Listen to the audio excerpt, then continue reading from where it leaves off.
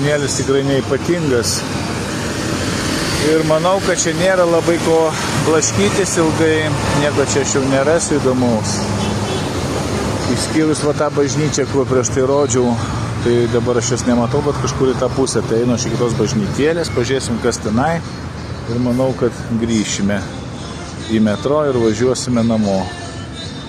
Na, gal čia vaizdelis vat į kalną, į slėnį, į šlaitą tiksliau kalno. Gal visai nieko. Einam, žiūrim, ką čia turim. Nu, sienos apipaišytos grafiti, nieko naujo.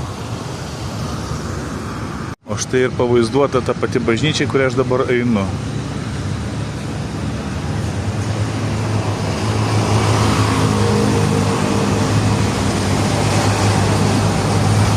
O štai va matosi ir mano bažnyčia.